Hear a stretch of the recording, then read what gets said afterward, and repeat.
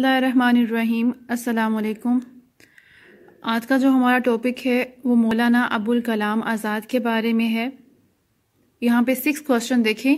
غبار خاطر کا اسلوب ابوالکلام آزاد کی شخصیت کی عکاسی کرتا ہے، آپ کی کیا رائے ہے؟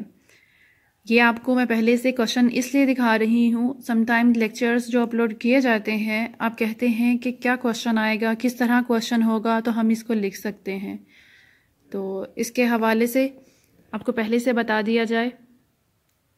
ابھی یہاں پر دیکھیں کوسچن نمبر 9 ہے، غبار خاطر کے پس منظر میں مولانا ابوالکلام آزاد کی نثر میں ولولہ انگیزی اور جوش و خروش ہے، بحث کیجیے۔ ابوالکلام آزاد خاندان، پہلے ان کے خاندان کے بارے میں پڑھتے ہیں، پھر حالات زندگی کے بارے میں۔ مولانا آزاد نے اپنے خاندان سے متعلق جو روایتیں بیان کی ہیں اور ان کے تذکرہ نگاروں نے ان کے حسب و نسب سے متعلق جو کچھ لکھا ہے، اس کے مطابق مولانا کا خاندان شہنشاہ بابر کے عہد میں ہرات سے ہندوستان آیا تھا۔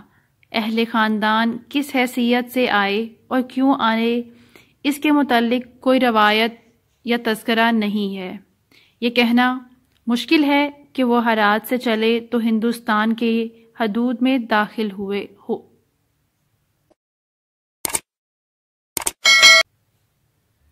ہونے کے بعد وہاں قیام کیا۔ مولانا فرماتے ہیں کہ پہلے انہوں نے آگرہ کو مسکن بنایا، پھر دلی منتقل ہو گئے۔ وہ علمی ذوق رکھنے والے تھے۔ اپنے خاندان سے متعلق مولانا نے تذکرہ مضمون ستمبر 1919 کے آغاز میں لکھا ہے کہ میرے خاندان میں 3 مختلف خاندان جمع ہوتے ہیں۔ تینوں علم و فضل میں ہندوستان اور حجاز کے ممتاز گھرانے اور ارشاد ہدایت کے افراد تھے۔ والدہ مدینہ منورہ کے مفتی شیخ محمد بن ظاہر وتری کی بھانجی تھیں۔ وتری مکہ معظمہ کے آخری محدث تھے۔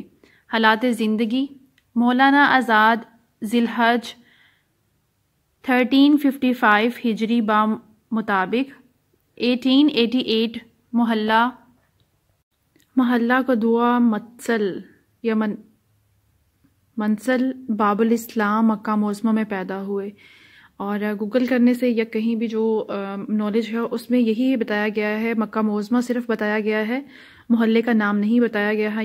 یہاں پہ میم نون اور صاد لام مجھے یہ لگ رہا ہے، یا پھر یہ میم تے اور صاد لام ہو سکتا ہے، تے اور نون میں تھوڑا سا ڈفرنس، اور یہ فرسٹ ورڈ کا ہے۔ چاہیں تو آپ صرف مکہ معظمہ لکھ لیں، اگر آپ اس ورڈ کو سمجھ سکیں تو آپ لکھ سکتے ہیں، ادروائز آپ مکہ معظمہ ہی لکھ دیں۔ پیدائش وقت محی الدین نام رکھا گیا، تاریخی نام فیروز بخت تھا۔ آزاد تخلص اور ابوالکلام کنیت اور قلم کا سفر شروع کیا تو محی الدین عنقا پڑ گیا۔ تب دستخط کرتے ہوئے احمد لکھتے تھے، پھر ابوالکلام ہی نام رہ گیا، اور جب ہماگیر شخصیت ہو گئے تو پورا نام ابوالکلام آزاد تھا۔ 7-8 برس کی عمر میں کہ 1895 میں خاندان کے ہمراہ ہندوستان آ گئے۔ یہاں ان کے والد کو ماننے والے ہزاروں تھے۔ مولانا کی تعلیم گھر پر والد صاحب کی نگرانی میں ہوئی۔ مولانا شاعر بھی تھے اور اچھے اشعار بھی کہتے تھے۔ 14 برس کی عمر میں انہوں نے اشعار کہے۔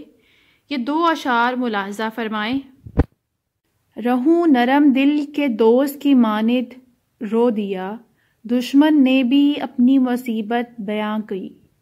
نیکسٹ شعر ہے، آزاد یہ خودی کا نشیب و فراز دیکھ، پوچھی زمیں کی تو کہی آسماں کی۔ غبار خاطر مولانا ابوالکلام آزاد اپنے عہد کی ایک نادر روزگار شخصیت تھے۔ وہ ایک ہی وقت میں شعلہ بیاں، خطیب بے بدل، شہرۂ آفاق، ادیب، عالم دین، نمایاں سیاستدان، مفکر، فلسفی، مصنف اور مدیر بھی تھے۔ غبار خاطر آپ کے مکاتیب کا مجموعہ ہے جو آپ کی بے پناہ جدت طبع اور علم و فکر پر ناقابل تردید دلیل ہے۔ مدرجہ بالا سوالات میں آپ کی مکتوب نگاری، نثر کی ولولہ انگیز اور اسلوب کی شعریت پر پوچھے گئے ہیں، تو آئیے اس نابالغہ روزگار شخصیت کے مختلف پہلوؤں کا مطالعہ کریں۔ مولانا ابوالکلام کی شخصیت سیرت پر ایک فاضل استاد یوں اظہار خیال فرماتے ہیں: غبار خاطر کے مطالعے سے مولانا ابوالکلام آزاد کی زندگی بہت سی پرتیں سامنے آتی ہیں۔ اپنی خطوط سے ہماری رسائی ان کی طبیعت، ان کی عادات اور ان کی ذہنی فکری تربیت اور نشو و نما تک ہوتی ہے۔ ہمیں ان تہذیبی اور سیاسی محرکات تک کا بھی پتہ چلتا ہے جن سے ان کی شخصیت پروان چڑھی، اگرچہ وہ ایک دینی ماحول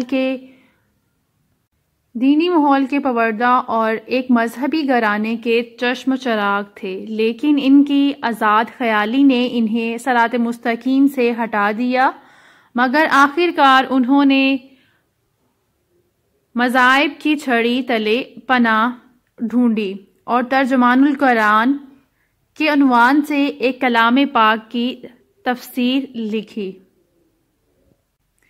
یہ یہاں سے لے کے یہاں تک انورٹڈ کاماز میں لکھا جائے گا۔ ابوالکلام کی شخصیت اور سیرت پر ایک فاضل استاد نے یہ فرمایا ہے، اور ترجمۃ القرآن جو ہے وہ ان کی تفسیر ہے۔ پروفیسر ڈاکٹر سید عبداللہ مرحوم مولانا آزاد کی علمی عظمت اور فنی بلاغت کے تو متعارف ہیں، مگر وہ غبار خاطر کو اول درجے کی تصنیف ماننے کے لیے تیار نہیں۔ ان کے نزدیک غبار خاطر کے خطوط قلعہ احمد نگر نہیں، قید تنہائی کے گزارنے کا ایک مشغلہ تھا جو مولانا کی علمیت اور عظمیت کے شایان و شان نہیں ہے۔ ڈاکٹر سید عبداللہ لکھتے ہیں: غبار خاطر ابوالکلام کی تصانیف میں اول درجے کی تصنیف نہیں، ان کے ادبی کارناموں میں غبار خاطر ہی ایک ایسی کتاب ہے جو ابوالکلام کی اصلی نثر سے بہت دور ہے۔ اس میں ابوالکلام کی تصویر بہت مدھم اور دھیمی ہے۔ اس میں ابوالکلام کا قلم بیمار اور ضعیف معلوم ہوتا ہے۔ ان کو ہم انورٹڈ کاماز میں لکھیں گے، اور جو اوپر ہم نے بیان کیا ہے وہ اس چیز کی وضاحت کر رہے ہیں ڈاکٹر سید عبداللہ کے الفاظ کی۔ غبار خاطر کا اسلوب، اس کے اسلوب کے بارے میں دیکھتے ہیں۔ غبار خاطر کا اسلوب خالص ادبی ہے۔ یہ اسلوب پڑھنے والوں کو متاثر کرتا ہے۔ مولانا کی نثر نے نہ صرف اپنے عہد کو متاثر کیا بلکہ اس نے آنے والے ادوار کو بھی اپنی جانب متوجہ کیا۔ ان کی نثر میں جوش جذبے کے علاوہ ٹھہراؤ بھی ہے۔ انہوں نے اپنی شخصیت کو خطوط میں سمو دیا۔ غبار خاطر کے اسلوب تحریر کے اس پہلو پر مولانا کی ایک خاتون نقاد ڈاکٹر سنبل نگار تحریر کرتی ہیں: شخصیت کا اظہار مکاتیب میں بہرحال ہو کے رہتا ہے۔ مولانا کی زندگی کے بارے میں بہت سی ایسی باتیں ہیں کہ ان خطوط میں نہ لکھی جاتی تو شاید کسی طرح ہم تک نہ پہنچتی۔ ایک خط سے معلوم ہوتا ہے کہ مولانا کا خاندان ایسا قدامت پرست تھا کہ باہر کی ہوا کا وہاں سے گزر بھی نہ تھا۔ لکھتے ہیں: میری تعلیم ایسے گرد و پیش میں ہوئی جو چاروں طرف سے قدامت پرستی اور تقلید کی چار دیواری میں گرا ہوا تھا، اور باہر کی مخالف ہواؤں کا وہاں تک گزر ہی نہ تھا، مگر وہ تقلید کی اس چار دیواری سے نکلے اور انہوں نے اپنا رستہ الگ بنایا۔ ادبی کارنامہ: غبار خاطر مولانا ابوالکلام کا متفقہ علیہ ادبی کارنامہ ہے جس کی مثال اردو ادب میں شاید ہی ہو۔ اس مجموعہ مکاتیب کے کے مرتب اور مولانا کے سیکٹری اجمل خان صاحب تحریر کرتے ہیں، میں نے ارادہ کیا تھا کہ مولانا کے اسلوب و نگارش کی نسبت اپنی تاثرات کے اظہار کی جرات کروں گا، لیکن جب ارادے کو عمل میں لانے کے لیے تیار ہوا تو حقیقت کھلی کہ خاموشی کے سوا چارہ کار نہیں، کیونکہ جتنا کچھ لکھنا چاہیے اس کی گنجائش نہیں، جس قدر گنجائش ہے وہ اظہار تاثرات کے لیے ناکافی ہے۔ صرف اتنا اشارہ کر دینا چاہتا ہوں کہ فرانسیسی ادبیات میں ادب کی جس نوعیت کو ادب علیہ کے نام سے تعبیر کیا جاتا ہے، اگر اردو ادب میں اس کی کوئی مثال مل سکتی ہے تو وہ صرف مولانا کی ادبیات ہیں۔ مولانا کا جو غبار خاطر ہے، ان کے خطوط سے ریلیٹڈ جو اس کے مرتب ہیں اجمل خان صاحب ہیں، یہ ان کا قول ہے اور اس کو ہم انورٹڈ کوماز میں لکھیں گے۔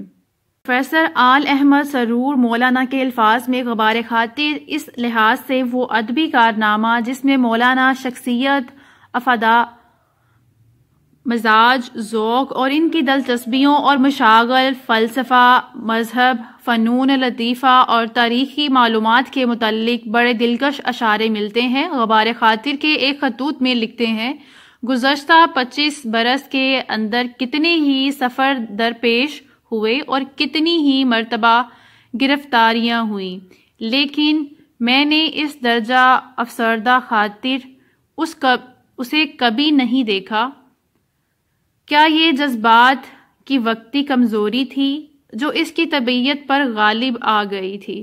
میں نے اس وقت ایسا ہی خیال کیا تھا، لیکن اب سوچتا ہوں تو خیال ہوتا ہے کہ شاید اس صورتحال کا ایک مجہول احساس ہونے لگا تھا، شاید وہ محسوس کر رہی تھی کہ اس زندگی میں یہ ہماری آخری ملاقات ہے۔ وہ خدا حافظ اس لیے نہیں کہہ رہی تھی کہ میں سفر کر رہا تھا، وہ اس لیے کہہ رہی تھی کہ وہ خود سفر کر رہی تھی۔ یہ ان کے خط کا حصہ ہے، غبار خاطر کا ہی ایک خط ہے، اس کا حصہ ہے۔ جو چیز انورٹڈ کوماز میں دی جاتی ہے آپ اس میں رد و بدل نہیں کر سکتے، اپنے الفاظ میں نہیں لکھ سکتے ہیں، آپ اس کو سیم ٹو سیم یاد کریں گے۔ اور جو ہم سٹارٹ میں لکھتے ہیں، جس طرح ایک پیرا ہم نے یہاں پہ لکھا ہے، تو اس کو آپ اپنے الفاظ میں چینج کر سکتے ہیں، کوئی لفظ زیادہ یا کم ہو سکتا ہے۔ غبار خاطر کئی لحاظ سے اہم ہے، غبار خاطر کئی لحاظ سے بہت اہم ہے۔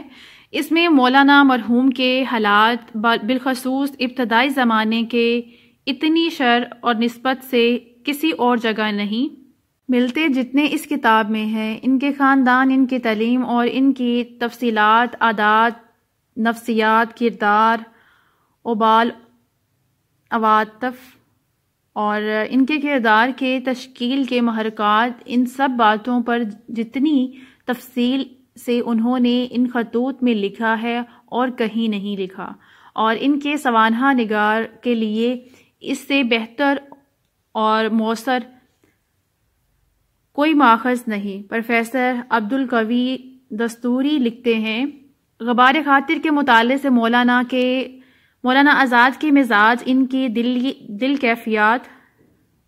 کیفیات اور ان کے تجربات، ان کی عادات، ان کی خواہشات، ان کی آرزوؤں میں اور ان کی پسند اور ان کی ناپسند، ان کی خوشیاں اور ان کی ناراضیاں، ان کی دلچسپیاں اور ان کے اطوار و انداز کا اظہار ہوتا ہے۔ غبار خاطر میں مختلف مقامات پر آزاد نے اپنے بات کا بلند آہنگی سے اعلان کیا ہے کہ مکتوب علیہ کی شخصیت دھندلکی میں پڑ گئی ہے، یعنی کہ دھندلی پڑ گئی ہے، اور یہ چیز کبھی قاری پر کھلتی ہے کہ ان کی انا کا اظہار تو آخری حدود سے بڑھ گیا ہے۔ چنانچہ یہی وجہ ہے کہ مشتاق احمد یوسفی نے اپنے مخصوص انداز میں لکھا ہے، وہ اپنی انا کے قتیل تھے۔ اسلام میں اگر کسی اور کو سجدہ جائز ہوتا تو وہ اپنے آپ کو سجدہ کرتے۔ مشتاق احمد یوسفی نے یہ ابوالکلام آزاد کے انا کے بارے میں کہا ہے۔ اور عظمت اب باری ہے غبار خاطر کی عظمت کے بارے میں پڑھتے ہیں ہم۔ غبار خاطر مولانا آزاد کی ایسی یادگار ہے کہ اس سے مولانا کی ہم جہت زندگی کا سراغ ملتا ہے۔ جو شخص پہلی دفعہ کو ہمالیہ یا سمندر کو دیکھتا ہے تو اس پر ایک عجیب و غریب حیرت سکنا طاری ہو جاتا ہے۔ ایسے ہی غبار خاطر ہے کہ اس کو پڑھنے کے بعد انسان سوچتا ہے کہ ابوالکلام کیا اور کیسا انسان تھا۔ پروفیسر احمد صدیقی نے لکھا ہے، مولانا ان ہستیوں میں سے تھے جو اپنے عہد سے بڑی تھیں اور وہ غبار خاطر خطوط یا انشائیے۔ ڈاکٹر صاحبہ لکھتی ہیں، یہ سوال بار بار دہرایا گیا ہے کہ واقعی یہ فیصلہ کرنا دشوار ہے کہ ان خطوط کو کس خانے میں رکھا جائے۔ غبار خاطر میں بعض خطوط ایسے ہیں جو کسی سنجیدہ موضوع پر سنجیدہ انداز میں لکھے گئے ہیں، جیسے موسیقی کے بارے میں خط، باغبانی کے بارے میں جو خط ہے اس میں، اور موسیقی کے بارے میں جو خط ہے اس میں بہت سنجیدہ انداز میں گفتگو کی گئی ہے۔ ان میں بلا شبہ مضمون کی شان پائی جاتی ہے۔ بعض خط ہلکے پھلکے انداز میں لکھے گئے ہیں، جیسے چڑیا چڑے کی کہانی والا خط۔ یہاں انشائیہ کا انداز غالب تھا۔ ان خطوط کا ذکر کیا گیا ہے، ان سب میں انشائیہ کا انداز غالب ہے، اس لیے بعض اہل نظر نے یہ خیال اظہار کیا ہے کہ مولانا نے مضمون لکھے، انشائیہ تحریر کیے اور انہیں خط کی شکل دینے کے لیے ہر خط کے شروع میں صدیق الکلام کا القاب ٹانگ دیا، یعنی کہ شروع میں جس کے نام خط ہے اس کا القاب جو ہیں وہ ٹانگ دیے ہیں، یہ جبکہ انہوں نے مضمون لکھے تھے۔ کچھ لوگوں کی یہ رائے ہے۔ آخر میں دستخط فرما دیے ابوالکلام اور یہ خط بن گیا۔ غبار خاطر سے خطوط پر انشائیوں کا گمان ہوتا ہے، ان میں مولانا کی ذات عیاں ہوتی ہے۔ انشائیہ کی مانند بات کہیں سے کہیں شروع ہو کر کہیں پر بھی ختم ہو جاتی ہے، معمولی بات بہت بڑی بات بن جاتی ہے۔ مولانا غبار خاطر خطوط کا مجموعہ نہیں، مضامین کا مجموعہ ہے۔ یہ انورٹڈ کاماز میں لکھیں گے، یہ پروفیسر نے ان کے بارے میں کہا ہے، غبار خاطر کے بارے میں کہا ہے۔ غبار خاطر ادبی فنی انشائیہ مرتبہ اس کا، جس طرح اردو شاعری کی غالب کے کلام میں عزت ہے، اگر غالب کے کلام کو اردو تغزل سے خارج کر دیا جائے تو اردو شاعری جسد روح اور پیکر جاں ہو جاتی ہے۔ اسی طرح اردو ادب میں مولانا ابوالکلام آزاد کی نثر کی وجہ کا درجہ اس شمع کے بغیر اردو میں اجالا نہیں ہو سکتا۔ پروفیسر رشید احمد صدیقی دوسری بات جو مولانا کی انشائیہ پردرازی کے بارے میں ان خطوط میں منکشف ہوتی ہے وہ ان کی طبیعت کا انضباط اور شگفتہ شاداب اور صحت مند انشائیہ پردرازی پر ان کی غیر معمولی قدرت ہے۔ غبار خاطر میں مولانا کی طبیعت کا وہ اظہار ملتا ہے جو حرکات غالب میں غالب کا ہے۔ اس سے یہ بھی ظاہر ہوتا ہے کہ غبار خاطر سے پہلے مولانا کی انشائیہ پردرازی پر ابتدا سے جو خطیبانہ اور عالمانہ رنگ ظاہر تھا، اس کا غبار خاطر وجود میں نہ آتا تو مولانا کی شخصیت اور انشائیہ پردرازی کا ایک بڑا دل آویز پہلو ہماری نظروں سے اوجھل ہو رہتا۔ آپ یہاں سے لے کے یہاں تک لکھیں گے غبار خاطر کے بارے میں پروفیسر رشید احمد صدیقی جو لکھتے ہیں۔ غبار خاطر پڑھنے کے بعد فنکار کی حیثیت سے ابوالکلام کی جو تصویر ہمارے سامنے آتی ہے، اس میں وہ جوش، ولولہ اور قوت حیات نہیں ہے یا خطیب یا صحافی ابوالکلام میں ہے۔ ابوالکلام کی یہ نثری شاعری ان کی اندرونی تصادم کی پیداوار ہے۔ بہرحال غبار خاطر کے مطالعے سے یہ پتہ چلتا ہے کہ مولانا کے ان خطوط میں زبان کی سلاست، خیال کی پاکیزگی، انداز کی ندرت اور بے ساختگی کی جلوہ گر کے ساتھ ساتھ مکتوب علیہ سے بڑی قدرت مکتوب علیہ سے بڑی قربت اور اپنائیت پائی جاتی ہے، یہ اقتباسات ملاحظہ کیجیے۔ اگر آپ مجھے اس عالم میں دیکھیں تو خیال کریں کہ میری پچھلی زندگی مجھے قید خانے کے دروازے تک پہنچا کر واپس چلی گئی اور اب دوسری زندگی سے سابقہ ہے۔ غور کیجیے تو یہ ہمارے وہم و خیال کا ایک فریب ہی ہے۔ میں آپ کو بتلاؤں اس راہ میں میری کامرانیوں کا راز ہے۔